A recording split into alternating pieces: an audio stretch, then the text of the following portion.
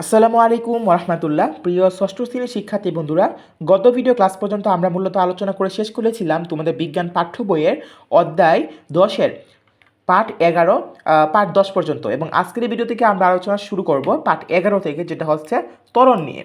So আজকের ভিডিওর টপিক্সটা কিন্তু অনেক বেশি ইন্টারেস্টিং, ঠিক আছে? সো চলো আমরা বেশি কথা না বাড়িয়ে আমরা মূল আলোচনা শুরু করে দিই।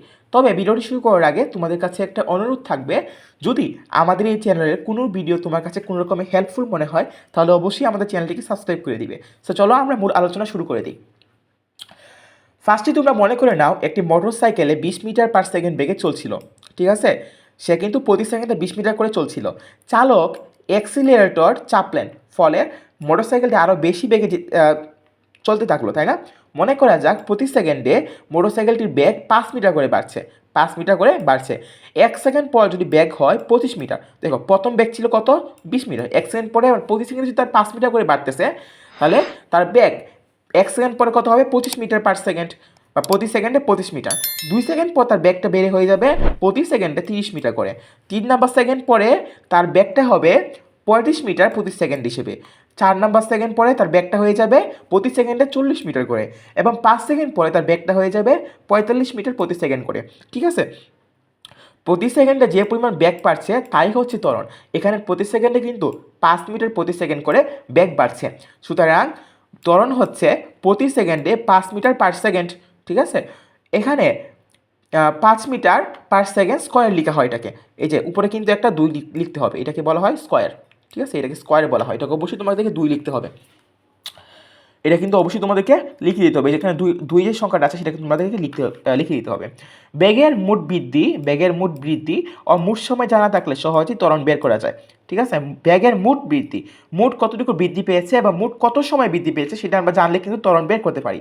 এখানে আদি বেগ কত ছিল? 20 মিটার প্রতি সেকেন্ড, এবং শেষ বেগ ছিল কত? 45 মিটার প্রতি সেকেন্ড, তাই না? সুতরাং বেগের মোট বৃদ্ধি কত হয়েছে বলো তো? 45 থেকে আমরা যদি 20 বিয়োগ করে দিই তাহলে কত পাচ্ছি আমরা? 25 মিটার প্রতি সেকেন্ড। এবং মোট কত সময় লেগেছে? 5 সেকেন্ড করে লেগেছে। তাই আমরা কি বলতে পারি? ত্বরণ সমান সমান হচ্ছে বেগের মোট বৃদ্ধি, এটাকে আমরা ভাগ করব কত দিয়ে? মোট সময় দিয়ে। এবং তাই সেভাবে আমরা কি পেয়ে যাচ্ছি? আমরা কিন্তু পাচ্ছি 5 মিটার প্রতি সেকেন্ড করে আমাদের বেগটা বৃদ্ধি পাচ্ছে। তাহলে ত্বরণ হচ্ছে সময়ের সাথে বেগ বৃদ্ধির হার, বা প্রতি সেকেন্ডে বেগ বৃদ্ধির হার। এটা তোমাদের কিন্তু অবশ্যই এটা সংখ্যা হিসেবে কাজে লাগবে, তোমরা মনে রাখবে এটা, ঠিক আছে? ত্বরণ হচ্ছে সময়ের সাথে বেগের বৃদ্ধির হার, বা প্রতি সেকেন্ডে বেগের বৃদ্ধি। তারপর দেখো এখানে বন্ধন রয়েছে। উপরের উদাহরণে মোটর সাইকেলটির বেগ প্রতি সেকেন্ডে 5 মিটার প্রতি সেকেন্ড করে বাড়ছিল। চালক যদি এক্সিলারেটর না চেপে ব্রেক চাপতেন তাহলে কিন্তু মোটর সাইকেলটি ধীর গতি হয়ে যেত। এর বেগ হয়তো প্রতি সেকেন্ডে 5 মিটার পার সেকেন্ড করে কমতে থাকতো। মোটর সাইকেলের বেগ প্রতি সেকেন্ডে যে পরিমাণ কমতো তাকে বলা হয় ঋণাত্মক ত্বরণ। ঋণাত্মক ত্বরণ বা মন্দন। ঋণাত্মক ত্বরণকে আমরা কি বলি? মন্দন বলি। অর্থাৎ ত্বরণটা যদি যখন কমে যাবে তখন সেটাকে আমরা বলবো মন্দন। এরপর দেখো আমরা চলে যাই পাঠ 12-তে, সেটা হচ্ছে অতিরিক্ত গতি এবং জীবনের ঝুঁকি নিয়ে। তো ফার্স্ট এখানে একটা কাজ রয়েছে, 5-6 জন বন্ধু মিলে একটা দল তৈরি করবা। প্রতিটি দল নিজেদের মধ্যে যানবাহনের দুর্ঘটনার কারণ নিয়ে আলোচনা করবা। আলোচনা শেষে কারণগুলো তোমরা খাতায় লিখবা। প্রতিটি দল থেকে একজন করে তা উপস্থাপন করবা। সকল দলের উপস্থাপনের পর নিজেরা তার সারসংক্ষেপ তৈরি করবা। আমাদের দেশে প্রতিদিনই কোনো না কোনো সড়ক দুর্ঘটনায় ঘটছে। এই দুর্ঘটনার একটি কারণ অতি দ্রুত গাড়ি চালানো। অতিরিক্ত বেগে যানবাহন চালালে যানবাহনের উপর চালকের নিয়ন্ত্রণ থাকে না। সুতরাং যেসব বাস চালক, ট্রাক চালক বা গাড়ি চালক অতি দ্রুত গাড়ি চালান তারাই বেশি দুর্ঘটনায় পড়েন। ফলে অনেক লোক মারা যায়, অনেক লোক আহত হয়, অনেক লোক চিরজীবনের জন্য পঙ্গু হয়ে যায়। তাই অতিরিক্ত বেগে বাস, ট্রাক, লরি, গাড়ি চালাতে নেই। কেউ চালালেও তাকে নিষেধ করতে হবে।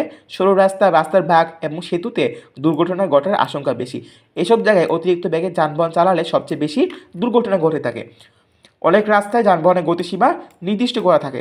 এই নির্দিষ্ট গতিসীমা মেনে যানবাহন চালাতে হবে। বড় হয়ে নিজেরা কখনো অতিরিক্ত বেগে যানবাহন চালাবে না, এবং অন্যদেরকেও কিন্তু চালাতে নিষেধ করবে। সো আশা করি এই অধ্যায়টা তোমরা খুব ভালো করে বুঝতে পেরেছো, এবং আজকে এই ভিডিওর মধ্যে আমরা কিন্তু এই অধ্যায়টা শেষ করে ফেললাম। সো এই অধ্যায়টা ওভারঅল অনেক বেশি ইম্পর্টেন্ট। তোমাদের এক্সাম হলে এগুলোর উপরে কিন্তু ম্যাথ আসতে পারে। বিশেষ করে যে ত্বরণ, মন্দন, বেগ, এই যে বিষয়গুলো আছে সেখান থেকে তোমাদের ম্যাথ আসতে পারে বড় প্রশ্ন হিসেবে। এবং যে সংখ্যাগুলো পড়েছিলাম আমরা আগে, আমি একটু আগে চলে যাই যে দোলন গতি, স্পন্দন গতি এগুলোর ব্যাখ্যা আসতে পারে। সো এগুলো তোমরা যদি মেইন বোর্ডে একটু ক্লিয়ার করে পড়ো তাহলে কিন্তু এগুলো তোমরা খুব ইজিলিভাবে তোমরা কিন্তু সলভ করতে পারবা। সো আশা করি তোমরা এই ভিডিওটা বুঝতে পেরেছো, এবং যদি এই ভিডিওটা হেল্পফুল হয় তাহলে অবশ্যই চ্যানেলটাকে সাবস্ক্রাইব করে দিবা আর ভিডিওটাকে লাইক করে বন্ধুদেরকে শেয়ার করে দিবা। সো আজকের মতো এখানে বিদায় নিচ্ছি, আল্লাহ হাফেজ।